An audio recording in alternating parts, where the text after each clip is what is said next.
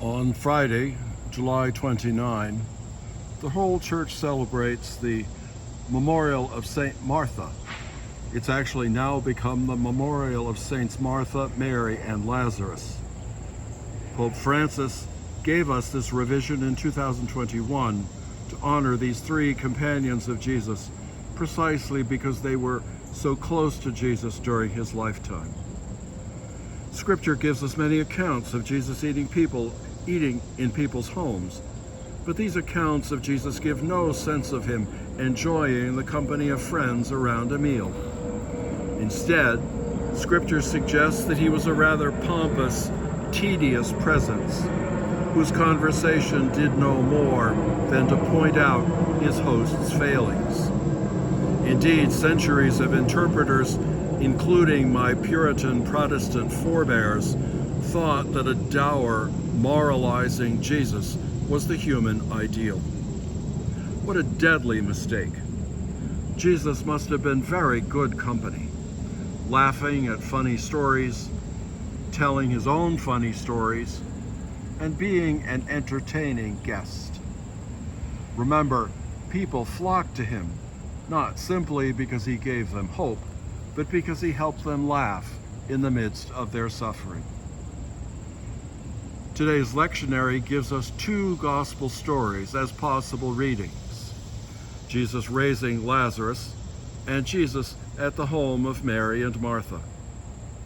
The latter has been outrageously misinterpreted for millennia to assert the superiority of the celibate life of priests, brothers, and nuns to that of lay people on the erroneous and laughable assumption that not having families means we spend our days praying, if only.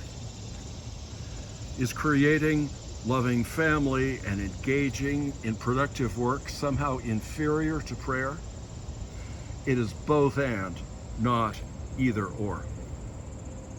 The story is not about not working versus working, nor about working versus praying.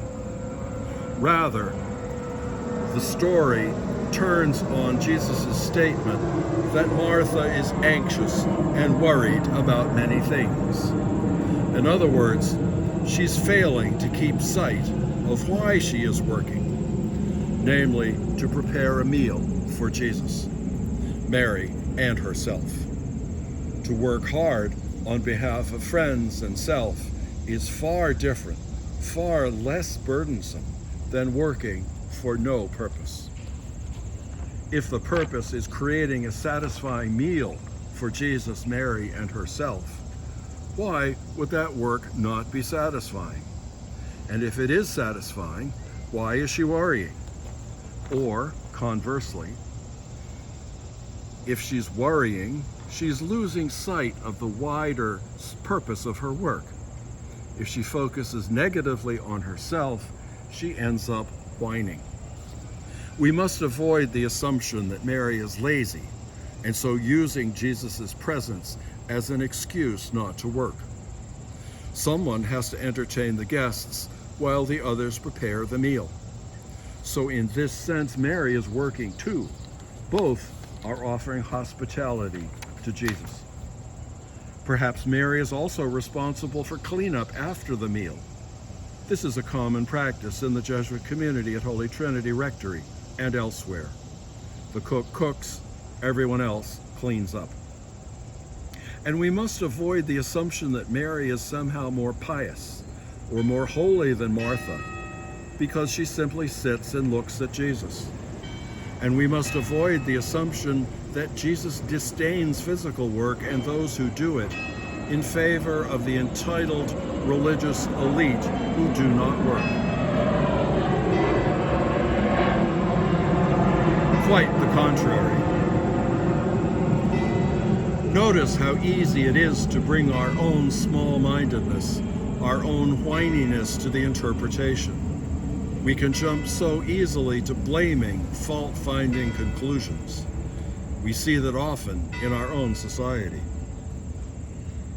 This is only one more reason why generosity, especially generosity of spirit, is a paramount virtue in Christian life.